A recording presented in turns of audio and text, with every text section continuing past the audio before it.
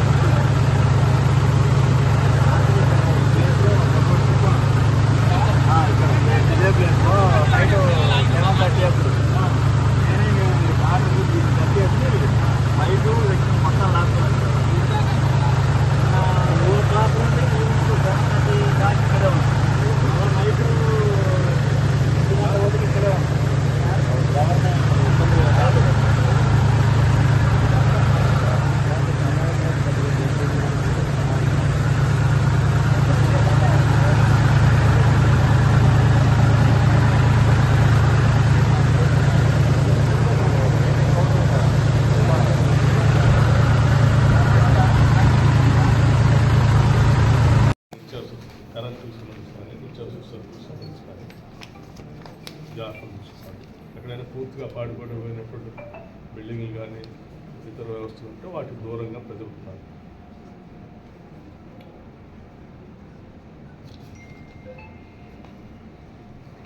Control room అన్ని జిల్లా head క్వార్టర్స్లో కంట్రోల్ రూమ్లు ఉన్నాయి. అట్లాగే ఎలక్ట్రిసిటీకి సంబంధించి 1912 టోల్ ఫ్రీ నెంబర్ ఎక్కడ ఏ సమస్య వచ్చినా కానీ ప్రజలందరికీ చూస్తుంది. నేను ఈ ప్రాంతాన్ని ఇచ్చామంటే ఈ నెంబర్కి ఫోన్ చేయండి. అక్కడ నుంచి ఆ ఫీల్డ్ క్షేత్రస్థాయి సిబ్బందికి ఏమంటే కంట్రోల్ రూమ్ నుంచి ఫోన్ చేసి దాన్ని రిక్వెస్ట్ చేసి ఏర్పాటు చేస్తారు. డిప్యూటీ సీఎం ప్రత్యేకంగా ఆదేశించారు. ఒక ఆపరేషన్ చేసి 2 టీవీ ఆపరేషన్ పెట్టి వీడియో కాన్ఫరెన్స్ చేయడం ఇక్కడ క్షేత్రస్థాయిలో అసెస్ చేయడం, ఎక్కడ స్టాక్ అవసరం ఉన్న పోల్స్ కానీ ట్రాన్స్ఫార్మర్స్ కానీ లేకపోతే ఏది ఉన్నా కానీ స్పాంటేనియస్గా అప్పటికప్పుడు 25 minutes అందుబాటులో ఉంటారు. డెసిషన్ తీసుకొని ఇమీడియట్గా సప్లై ఇచ్చేసేయాలి.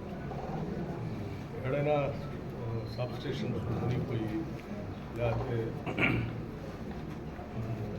పిడుగులు పడి ఏమన్నా దెబ్బతిని ఉంటే కూడా వాటన్నిటికీ ఇమీడియట్గా మరమ్మతు చేయడం కాకుండా ఆల్టర్నేటివ్గా వేరే సబ్ స్టేషన్స్ చూసుకుంటూ వాటికి కనెక్షన్ ఇచ్చేసి గ్రామాల్లో ఎక్కడ కరెంటు పోకుండా చూసుకోవాల్సిన బాధ్యత తీసుకోవాలి.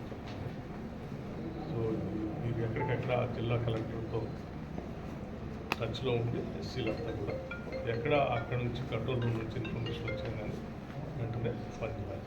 అట్లాగే ప్రజలు కూడా నేను రిక్వెస్ట్ చేస్తున్నాను. ఇది అనుకోని పరిస్థితుల్లో ఇంత పెద్ద ఎత్తున వర్షాలు సడన్గా 8 మిల్లీమీటర్లు పడటం ఆ లెక్క తీసుకుని 8 మిల్లీమీటర్లు 10 సెంటీమీటర్లు. సో దీని దృష్ట్యా రాష్ట్ర ప్రభుత్వం చాలా అలర్ట్గా ఉంది.